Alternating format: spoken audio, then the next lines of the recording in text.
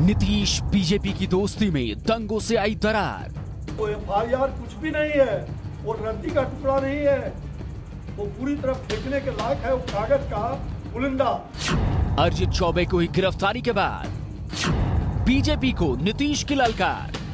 चाहे वह कोई भी व्यक्ति हो, कितना बड़ा व्यक्ति का बेटा क्यों नहीं हो, आज उनको कानून के मकड़जाल में फंसना पड़ा। उधर तेजस्वी ने नीतीश पर छोड़ा वार। सियासी संकट से कैसे बचेंगे नीतीश कुमार? बिहार में नीतीश कुमार के लिए सियासी संकट खड़ा होता जा रहा है। अपनी जिस सेक्युलर छवि को बचाने के लिए नीतीश ने बीजेपी का साथ छोड़ा था, अब दोबारा वही छवि बीजेपी से दोस्ती के बाद खतरे में पड़ रही है। रही सही कसर बिहार में हुए दंगों ने पूरी कर दी है। बिहार में सुशासन बाबू पर संकट मंडरा रहा है। देश की जनता इसको कतई स्वीकार नहीं कर सकती है।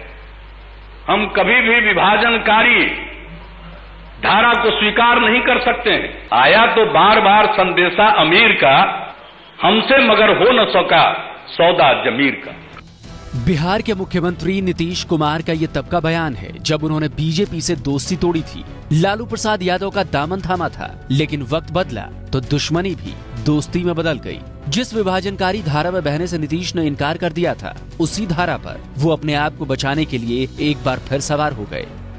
नीतीश ने बीजेपी का हाथ तो थाम लिया, लेकिन मौजूदा स्थिति उनकी राह बेहद मुश्किल कर रही है।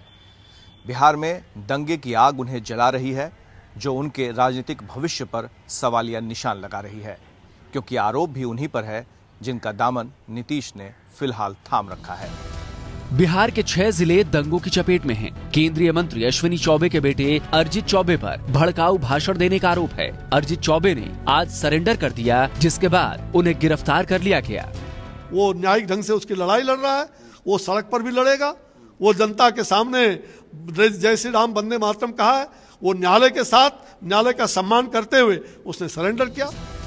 अरिजीत चौबे ने सरेंडर तो कर दिया, लेकिन ये बात इतने से ही खत्म नहीं होती। विरोधियों के पास नीतीश कुमार को घेरने का इससे अच्छा मौका नहीं मिलता। तेजस्वी यादव ने ट्वीट कर कहा है कि सामाजिक न्याय और दलित पिछड़ा एकता का बीजेपी से ज्यादा नुकसान नीतीश कुमार ने किया है। जिस गठबंधन में नीतीश कुमार जैसे सहयोगी हों, उसे दुश्मनों की जरूरत नहीं। कब किसकी पीठ में छुरा घोंप दें, कुछ नहीं पता।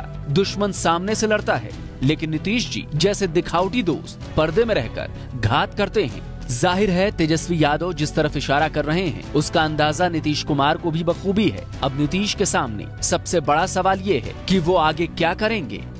नीतीश कुमार ये अच्छी तरह से जानते हैं कि ये वो बीजेपी नहीं है जो उनके साथ पहली पाली में साथी थी। अब कहीं ज्यादा बीजेपी पहले से ताकतवर है, केंद्र में उनकी सरकार चल रही है। ऐसे में डील करना फिलहाल इतना आसान नहीं होगा। आसान इसलिए नहीं है क्योंकि सरकार में उन्हीं के साथी बीजेपी के केंद्रीय मंत्री अश्विनी चौबे अपने बेटे के खिलाफ की गई FIR को रद्दी का टुकड़ा करार दे चुके थे। मैं कह रहा हूँ FIR कुछ भी नहीं है, वो रद्दी का टुकड़ा नहीं है, वो पूरी तरह फेंकने के लायक है, वो कागज का पुलिंदा। उन तमाम भ्रष्टाचारी पदाधिकारियों ने, वहाँ के नाथनगर थाना के जो इंस्पेक्टर है, उस पर कार्रवाई होनी चाहिए। हालांकि अब जब अरिजीत चौबे की गिरफ्तारी हो गई, तब JDU को बोलने का मौका मिल गया। साथ ही बीजेपी को एहसास कराया कि उसे इतना कमतर भी ना आंका जाए। प्रशासनिक दबिश के चलते, चाहे वह कोई भी व्यक्ति हो, कितना बड़ा व्यक्ति का बेटा क्यों नहीं हो, आज उनको कानून के मकड़जाल में फंसना पड़ा। जो लोग ये दावा कर रहे थे कि FIR ये रद्दी की टोकरी में है, उनको भी FIR का एहसास हुआ। कोई क्या कह रहा है मैं उसके बारे में नहीं जानता। जदयू हमारे सहयोगी दल है। अब जानकारी के अभाव में कोई कुछ बोलता है तो उस पर हमें कुछ कहना नहीं है, लेकिन ये सत्य है कि वो FIR दर्ज हुआ उसके खिलाफ हाई कोर्ट में, वहां दर्ज है। हाई कोर्ट में क्वेश्चन के लिए लोग गए। शायद इन्हीं संकटों को दूर करने नीतीश पटना में हजरत मखदूम शाह की मजार पर दुआ मांगने पहुंचे थे।